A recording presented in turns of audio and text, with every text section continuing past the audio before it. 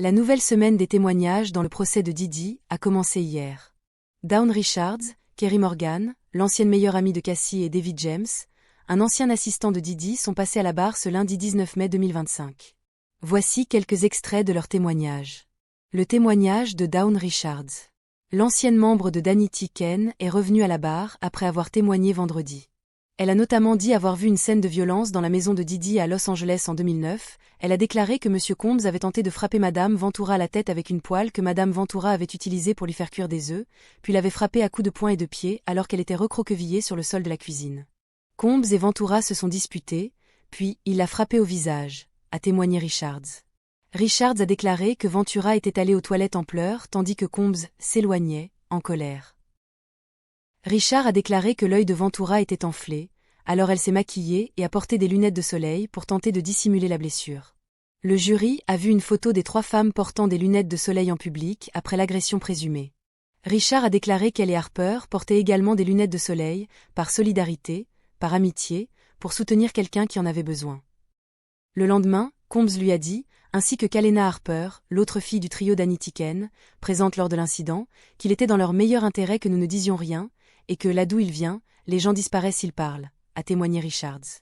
Elle a dit qu'après l'incident de 2009, elle a fréquemment vu Combs se montrer violent envers Ventura. Elle a été témoin du comportement violent de Combs, elle avait conseillé à Ventura de partir. Richards a affirmé qu'elle n'était pas intervenue par crainte pour sa propre sécurité. Elle n'avait pas immédiatement évoqué les abus présumés dont elle avait été témoin, car Combs et Harvey Pierre, l'ancien président de Bad Boy Records, lui avaient interdit de le faire. Interrogé sur les raisons de sa prise de parole, Richards a pointé du doigt Cassie. Richards a témoigné avoir souvent vu Combs consommer de la drogue, notamment de l'herbe, de la kétamine et de la cocaïne. Elle ne l'a pas vu prendre d'opiacés, a-t-elle déclaré. La drogue était livrée au studio par un homme qu'elle a appelé One Stop, et Combs la conservait dans une trousse de toilette Louis Vuitton qui allait partout, du pays à l'étranger, a-t-elle précisé. Au cours des conversations durant lesquelles Diddy parlait de la carrière de Cassie avec Dawn, il avait tendance à dire que sa carrière progresserait selon son calendrier, a témoigné Richards. Ça sera son heure, ça viendra, mais quand il aura décidé, a déclaré Richards. Tu m'appartiens. Quand je serai prêt pour toi, tu feras l'affaire, a déclaré Richards. Et c'était toujours attendre, attendre, attendre. Elle devait attendre son tour. Richards a témoigné avoir vu Cassie Ventura à plusieurs reprises, blessée au visage, aux bras et aux jambes, après que Combs eût été violent envers son ex-petite amie. Ventura a tenté de dissimuler ses blessures avec des vêtements, du maquillage et des lunettes de soleil, a déclaré Richards. Il la frappait, l'étranglait, la traînait, la giflait, a déclaré Richards. Je l'ai vu lui donner des coups de pied, des coups de poing dans le ventre. Elle a expliqué que ces violences avaient été motivées par diverses raisons. Cass pouvait s'exprimer. Cela pouvait être aléatoire. Nous ne savions même pas d'où cela venait, a déclaré Richards. Certains membres du personnel de sécurité de Combs ont également été témoins des violences de Combs envers Ventura, a témoigné Dawn. Il ne réagissait pas, il ne faisait rien. A-t-elle déclaré. Dawn Richards a témoigné d'une autre occasion où elle affirme avoir vu Sean Diddy Combs frapper Cassie Ventura, cette fois au ventre, alors qu'elle était au restaurant. Plusieurs personnes de la maison de disques étaient présentes lors d'un dîner, et Combs et Ventura se disputaient discrètement, a déclaré Richard. Après que Ventura se soit penché, en réaction au coup, Combs lui a ordonné de partir, ajoutait Richards. Après avoir quitté le restaurant, a témoigné Richards, Combs et Ventura se disputaient dans une voiture. Ventura était gêné, et a dit à Combs qu'il n'aurait pas dû faire cela en public, a déclaré Richards. Il l'a attrapée par le cou, l'a frappée, l'a giflée, et lui a ordonné de se taire, a-t-elle témoigné. Les agents de sécurité présents dans la voiture n'ont rien fait, et le reste du trajet s'est déroulé dans le calme, a témoigné Richards. Richards a témoigné plus tard lors du contre-interrogatoire que les chanteurs de R&B Usher, Ne-Yo et Jimmy Iovine, cofondateurs de Beats Electronics, faisaient partie des célébrités présentes au restaurant ce jour-là. Richards a également vu Combs porter fréquemment une arme de poing, a-t-elle témoigné. Il la plaçait généralement dans le bas de son dos, a-t-elle précisé. 2 de ses gardes du corps portaient également des armes de poing au même endroit, a-t-elle témoigné. Le témoignage de Kerry Morgan. Morgan a témoigné avoir été la meilleure amie de Ventura pendant 17 ans, mais elle ne se parle plus actuellement car, en 2018, le petit ami de Ventura m'a agressé, précisant plus tard qu'il s'agissait de Combs. Morgan a témoigné avoir vu Combs devenir physiquement violent envers Ventura à 2 reprises et qu'il l'a agressé. Elle a déclaré que Combs lui avait envoyé de l'argent et qu'elle avait signé un accord de confidentialité. Morgan a témoigné que Combs n'était ni ivre ni sous l'emprise de drogue à ces moments-là. Le premier événement avait eu lieu chez Cassie à Hollywood Hills et le second en Jamaïque. À Hollywood Hills, elle était dans le salon avec un membre de la sécurité de Didi, Ruben, lorsqu'elle a vu Didi s'en prendre à Cassie. Je l'ai vu la pousser, je suis sûre qu'il l'a frappée, elle n'a rien fait en retour. J'étais énervée, j'ai dit à Ruben d'intervenir. Il a dit qu'il n'allait rien faire. Les 2 femmes sont alors parties et se sont réfugiées pendant 20 à 30 minutes dans les escaliers d'une maison à proximité. Pendant ce temps, Didi les cherchait. Cassandra est ensuite retournée chez elle. Lors de vacances en Jamaïque, Kerry Morgan se trouvait était au bar lorsqu'elle a entendu un cri guttural, terrifiant. Combs aurait crié après elle pour avoir passé trop de temps aux toilettes et serait parti la rejoindre. Kerry a vu Cassie traîner par les cheveux jusqu'à la chambre. Je l'ai vue la mettre au sol, sa tête a cogné, elle ne bougeait plus, j'ai cru qu'elle avait perdu connaissance. Cassie réussira à se relever et à courir. Kerry s'est mise à la chercher, mais Didi aussi. Je l'ai trouvée, on a éteint les lumières, on s'est caché dans un fossé et on chuchotait car on entendait Sean faire des allers-retours dans le coin. On a eu l'impression que ça durait des heures. Elle avait une grosse bosse sur le front. Je ne sais pas si elle a reçu des soins médicaux. Encore une fois, Cassie a refusé de faire appel à la police. L'ancienne meilleure amie de Cassie a témoigné que cette dernière était très sûre d'elle lors de leur première rencontre, mais qu'au fil de leur amitié, du début des années 2000 à 2018, elle a perdu confiance en elle. Morgan a témoigné avoir entendu Combs critiquer l'apparence de Ventura, son comportement et ses fréquentations. Elle a témoigné avoir encouragé Cassie à parler à la police le jour de l'incident à l'hôtel en 2016. Elle a affirmé n'avoir jamais appelé les forces de l'ordre lorsque Combs était violent, car Ventura ne le voulait pas. Morgan a déclaré que Ventura lui avait dit qu'elle ne pouvait pas quitter Combs parce qu'il contrôlait tout. Plus tard, Morgan dira que Combs contrôlait son travail, sa voiture, son appartement. Il contrôlait tout. Elle aurait perdu tous ses moyens de subsistance. Kerry Morgan a témoigné qu'elle voyait souvent Sean, Didi, Combs et Cassie Ventura. Si nous étions dans la même ville, nous passerions probablement du temps ensemble, a-t-elle déclaré. L'avocat de la défense, Marc Anifilo, lui a demandé de donner une estimation du nombre de fois où ils se voyaient en 2008. Morgan a répondu probablement 2 fois par mois, mais a ajouté qu'elle avait un petit ami à l'époque, donc elle les voyait probablement moins souvent que d'habitude.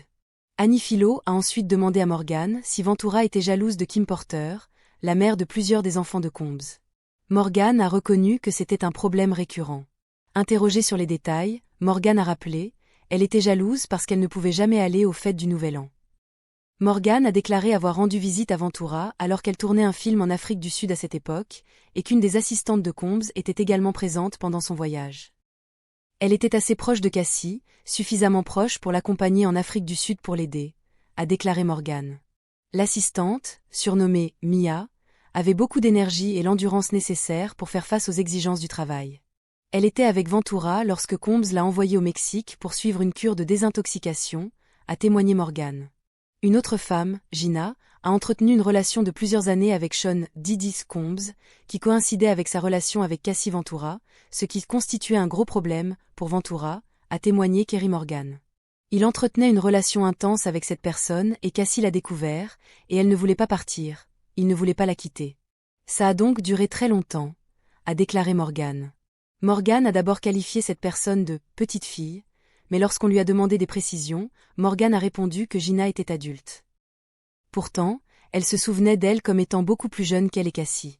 Cassie avait confirmé avoir découvert cette relation au moment de son témoignage. Elle a appris que Combs passait du temps avec Gina en avril 2014. J'étais vraiment bouleversée, avait témoigné Cassie. Elle avait déclaré que Didi avait nié dans une certaine mesure la relation, mais avait ajouté qu'elle et Combs s'étaient disputés à plusieurs reprises au sujet de sa remise en couple avec Gina. Kerry Morgan a témoigné que la police s'était rendue à l'appartement de Cassie Ventura après l'incident de mars 2016 à l'hôtel Intercontinental. Elle était chez Cassie peu de temps après l'incident à l'hôtel quand Didi a tenté de s'introduire en donnant des coups à la porte avec un marteau. Elle a déclaré qu'à ce moment-là, Ventura avait un œil au beurre noir et portait un sweat à capuche. L'avocat de la défense, Marc Anifilo, a demandé si la police avait dit quelque chose qui laissait penser qu'elle avait vu la blessure. Oui, ils ont demandé ce qui s'était passé, a répondu Morgan, ajoutant que Ventura n'avait rien répondu. L'avocat de la défense, Marc Anifilo, a demandé à Kerry Morgan d'expliquer plus en détail pourquoi elle avait rompu son amitié avec Cassie Ventura en 2018, après 17 ans de relation. Si j'ai cessé de lui parler, c'est parce qu'elle ne m'a pas soutenue après cet incident. En 2018, les deux jeunes femmes se chez Cassie à Hollywood Hills.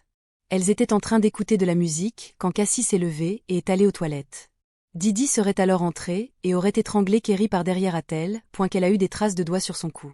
Il l'a également frappée à la tête avec un cintre en bois. Didi était en boucle et voulait savoir avec qui Cassie le trompait. Il était notamment certain qu'elle fréquentait Michael B. Jordan, avec qui elle tournait le film en Afrique du Sud. Kerry finira par s'enfuir, j'étais prise de vertige, j'ai vomi plusieurs fois. Je suis allée aux urgences. J'ai engagé un avocat pour l'agression. J'avais l'intention de porter plainte, mais je ne l'ai pas fait.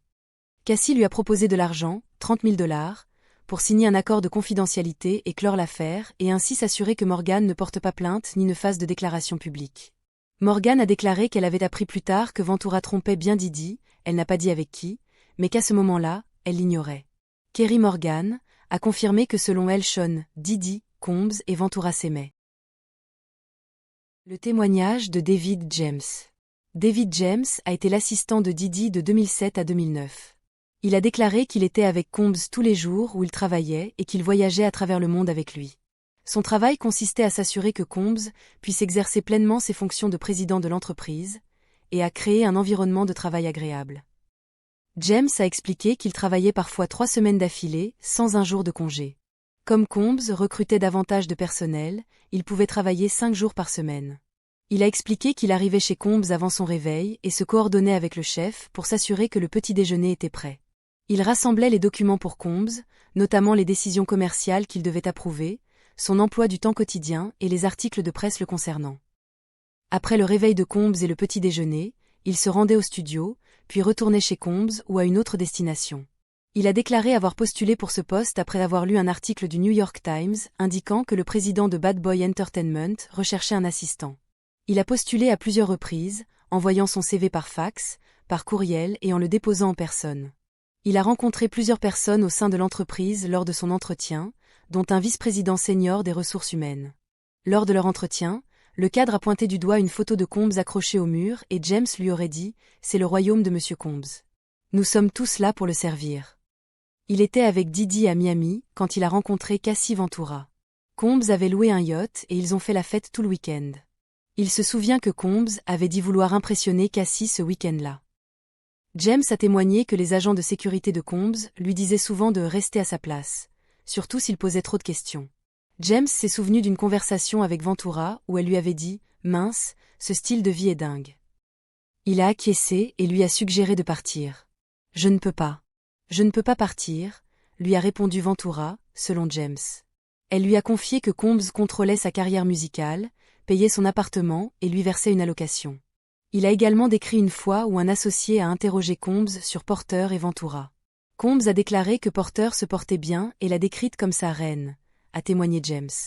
Lorsque Combs a parlé de Ventura, James a dit qu'il la décrivait comme malléable. « Je l'ai mise exactement là où je la voulais, elle est jeune », a déclaré Didi. L'ancien assistant a continué son témoignage aujourd'hui, 20 mai 2025. Dans le système judiciaire, les infractions à caractère sexuel sont considérées comme particulièrement monstrueuses.